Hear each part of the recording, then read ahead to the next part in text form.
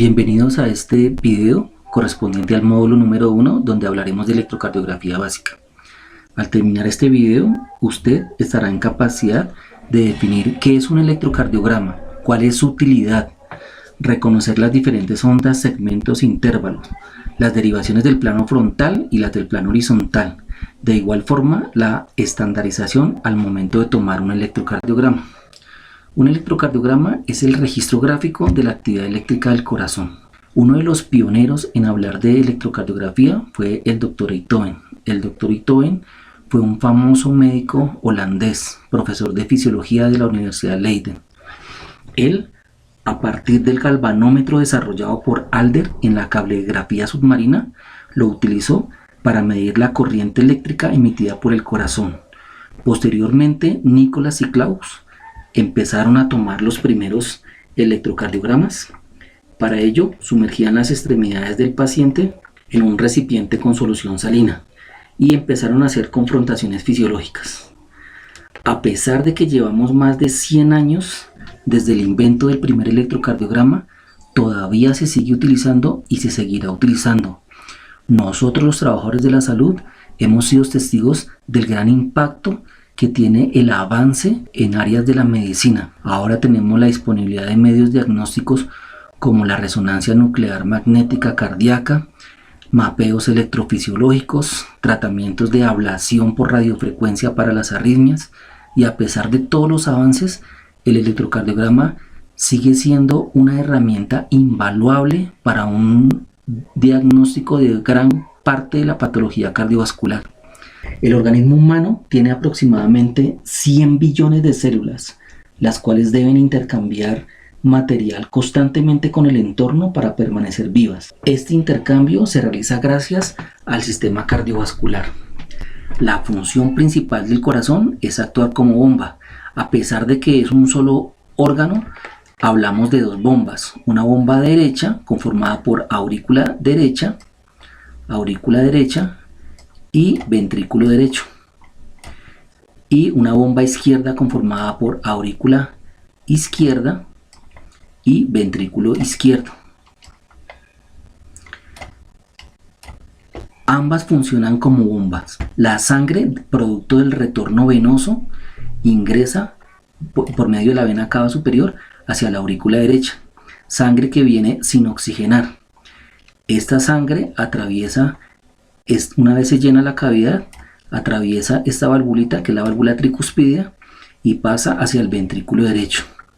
Del ventrículo derecho es eyectada por medio de la arteria pulmonar, única arteria de nuestro organismo que lleva sangre sin oxigenar, y se dirige hacia los pulmones. En los pulmones se realiza el intercambio gaseoso alveolo capilar por mecanismo de difusión. Una vez ha hecho el intercambio gaseoso, el CO2 proveniente del metabolismo celular es expulsado hacia el exterior y la sangre se arterializa, es decir, se llena de oxígeno y regresa al lado izquierdo del corazón. Al lado izquierdo a través de 4 venas pulmonares, únicas venas que llevan sangre oxigenada en nuestro organismo, y llegan al lado izquierdo a la aurícula izquierda. La aurícula izquierda, una vez se ha llenado, envía su contenido por medio de esta válvula, que es la válvula mitral, hacia el ventrículo izquierdo. Y el ventrículo izquierdo eyecta su volumen por medio de la válvula aórtica. ¿Hacia dónde? Hacia la circulación sistémica, para perfundir todos los órganos. Este movimiento de las aurículas y los ventrículos es simultáneo. Al tiempo que se contrae la aurícula, tanto la derecha como la izquierda, están relajados los ventrículos, y una vez se contrae el ventrículo derecho, se contrae el ventrículo izquierdo. El ventrículo derecho para eyectar su volumen hacia la arteria pulmonar, el ventrículo derecho, y el ventrículo izquierdo para eyectar su volumen hacia la válvula aórtica para expulsarlo hacia la circulación sistémica. El ciclo cardíaco está constituido por una actividad estrechamente sincronizada entre las aurículas y los ventrículos. La secuencia es prácticamente la misma a ambos lados. Esto quiere decir que mientras la aurícula derecha e izquierda se contraen, los ventrículos están relajados, y viceversa. El ciclo se presenta en dos fases. La primera fase corresponde a la diástole, corresponde a la fase de relajación ventricular. Va desde el cierre de la válvula aórtica y pulmonar hasta el cierre de la válvula mitral y tricuspidia. El 70% del volumen que llega a los ventrículos se presenta de una forma pasiva, es decir, simplemente porque las válvulas de entrada, tanto mitral como tricuspidia, están abiertas, y el 30% restante por una contracción activa de las aurículas.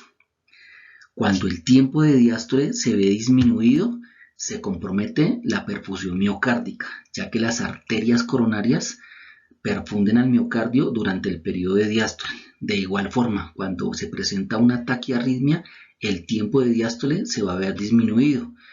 Eso altera completamente porque no permite que las aurículas viertan completamente su contenido en los ventrículos, disminuyendo la capacidad del corazón para actuar como bomba. La segunda fase del ciclo cardíaco corresponde a la sístole.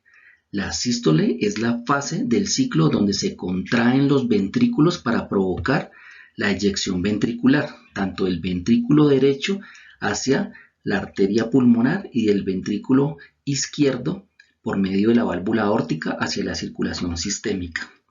Para que esto ocurra, la válvula aórtica y pulmonar deben estar abiertas, mientras que la válvula mitral y tricuspidia deben estar cerradas. Aproximadamente el corazón eyecta más o menos 70 a 90 milímetros de sangre en una persona adulta normal, lo que se supone que el ventrículo izquierdo no se vacía del todo, puesto que su capacidad máxima es de 130 mililitros en una persona adulta sana. Eso significa que el volumen eyectado por el ventrículo izquierdo corresponde al 65%. Eso es igual a la fracción de eyección.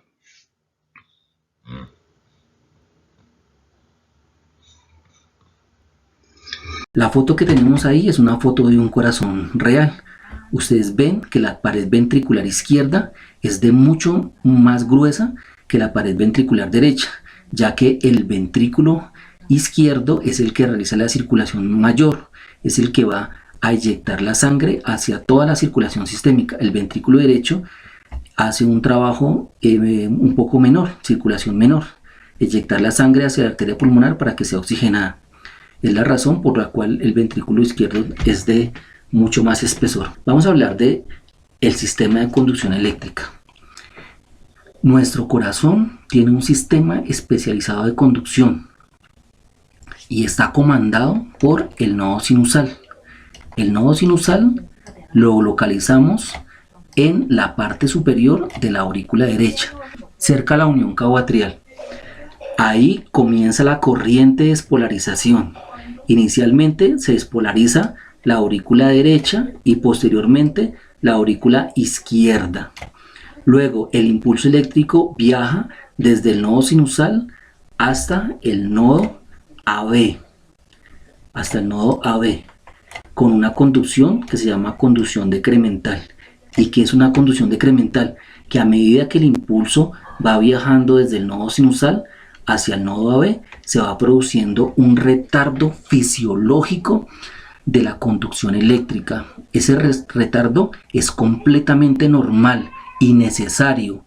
Se utiliza para permitir que las aurículas viertan todo su contenido en los ventrículos antes de la segunda contracción. Eso es completamente fisiológico y es protector. Entonces, una vez el impulso eléctrico llega hasta el nodo AB, el impulso eléctrico viaja por esta vía que es el haz de His y coge hacia las ramas al mismo tiempo. Una parte coge hacia la rama izquierda y otra hacia la rama derecha. La rama izquierda tiene una subdivisión. Que va antero superior y postero inferior y termina en unas fibras pequeñitas que se llaman fibras de Purkinje. Ese es el sistema de conducción especializado. ¿Qué es importante saber del sistema de conducción? Que siempre va a ser comandado por el nodo sinusal, es donde comienza la corriente de despolarización. El nodo sinusal despolariza a una frecuencia cardíaca que va entre 60 a 100 por minuto. 60 a 100 por minuto. El nodo AB, si por alguna circunstancia falla el nodo sinusal, puede empezar a comandar el nodo AB. El nodo AB comanda a una velocidad más corta, entre 40 y 60 por minuto. Pero si por alguna circunstancia falla el nodo AB, las células pertenecientes a las de His, las células nodo-hisianas, pueden llegar a comandar, o en su defecto el Purkinje ventricular. El automatismo es la capacidad que tiene el corazón de generar su propia actividad eléctrica, su propio ciclo cardíaco. No solamente el tejido especializado de conducción posee automatismo. El mismo miocardio, miremos aquí una célula del miocardio ventricular. Si por alguna circunstancia falla nodo sinusal, falla nodo AB, falla el Purkinje ventricular, una célula del miocardio puede empezar a comandar la actividad eléctrica. Obviamente la célula miocárdica va a conducir a una velocidad muchísimo más lenta, pero tiene la posibilidad de hacerlo. Vamos a mirar algo referente a los periodos refractarios y al intercambio iónico. Nosotros sabemos que nuestro corazón funciona gracias a un intercambio iónico entre el sodio y el potasio con participación del calcio, y eso se presenta en diferentes fases. Entonces, en la fase número 0, aquí se presenta el estímulo y se genera el complejo QRS. Entonces, en la fase número 1, aquí se generó, si nosotros pudiéramos dibujarlo, aquí sería la despolarización ventricular. Entonces, en la fase número 0, lo que se produce es un flujo de sodio que ingresa a la célula. Luego, en la fase número 1, hay una salida de potasio. En la fase número 2, que es la fase de meseta, hay un flujo lento de calcio al interior de la célula. Y en la fase número 3 hay una salida de potasio. En la fase número 4 hay un equilibrio de las concentraciones de iones. Los periodos refractarios. Para hablar de electrocardiografía tenemos que tener claro los periodos refractarios. Entonces, inicialmente, cuando se presenta un estímulo, me genera un complejo QRS. Este QRS se generó por un estímulo que se presentó. Y posteriormente, las células quedan en periodo refractario absoluto. Aquí, desde la fase número 1, la 2 y la mitad de la fase 3, las células están en periodo refractario absoluto. ¿Y qué significa esto? Significa que por más de que se presente un estímulo, este no va a ser lo suficientemente, no va a llegar a generar un complejo QRS. ¿Por qué? Porque las células no están refractarias, están en un periodo refractario absoluto y no va a generar ningún QRS. Luego, lo que está pintado de verde, que es la mitad de la fase 3, hay un periodo refractario relativo. Eso significa que si a nivel de esta parte de acá se llega a presentar un estímulo lo suficientemente fuerte, esta puede llegar a generar un complejo QRS. Y luego sigue la pendiente o la fase 4 de ascenso, que es el periodo de conducción supernormal. Ahí es cuando la célula está refractaria y está lista para ser despolarizada.